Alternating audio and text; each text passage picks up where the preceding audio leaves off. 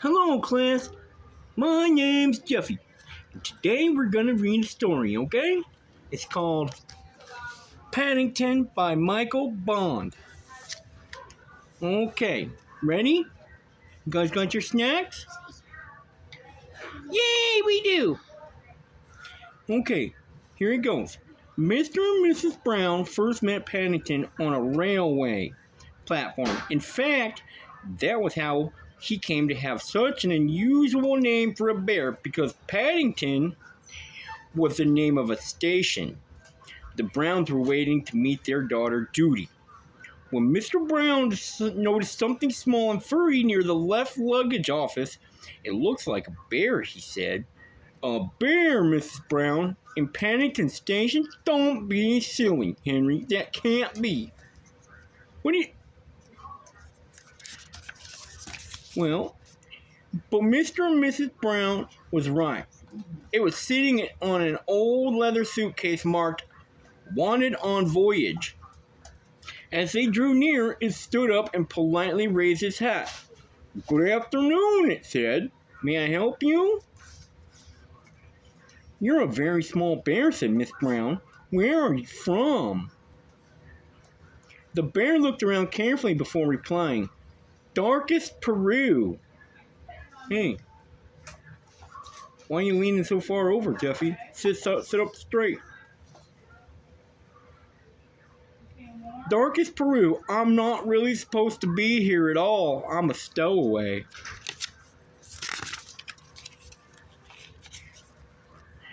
"Oh, Henry," she cried, "we can't leave him here all by himself.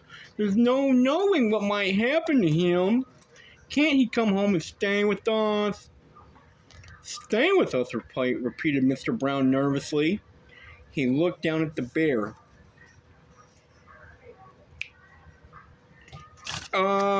Would you like that?" he asked. That is, he added hastily, "if you have nothing else planned."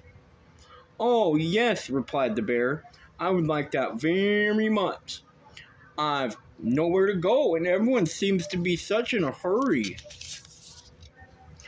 "That settles it," said Mr. Brown. "Now, you must be thirsty after your journey, Mr. Brown. Could you get some tea while I go and meet your daughter, Judy?" "But Mary," said Mr. Brown, "we don't even know its name."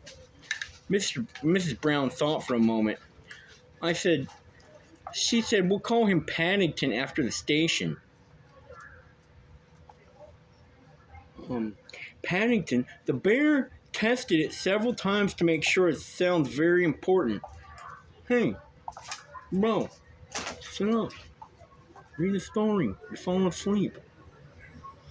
Mr. Brown tried it out next.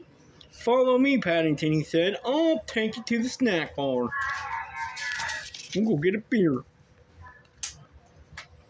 Mrs. Brown was as good as his word. Paddington had never seen so many snacks on one tray, and he didn't know which to try first. "Are you fat shaming me?" No, he was just hungry and thirsty, so he climbed up onto the table to get a better look. Mrs. Brown turned away, pretending he had tea with a bear at Paddington Station every day of his life. "Henry," cried Mrs. Brown when she arrived with Judy, "what are you doing to that poor bear?" Paddington jumped up to raise his hat, and in his haste, he slipped on a strawberry tart and skidded on the cream and fell over backwards into his cup of tea. Oh my God, look at that picture. That was from before. There we go. Now we'll go on to the next one. "Jeffy, what are you doing?" "I think we better go before..." "Oh, Jeffy, it's inappropriate. Stop it, Jeffy." "Sorry. Want to see my pencil?" "That's not right. You kids shut up." "I think we better go before anything else happens," said Mr. Brown. Judy took hold of Paddington's paw. "Come along," she said. "We'll take you home, and you can meet Mrs. Bird and my brother Jonathan." Here's a picture. Johnny's leaving these nuts in your mouth. Don't be gross, Jeffy.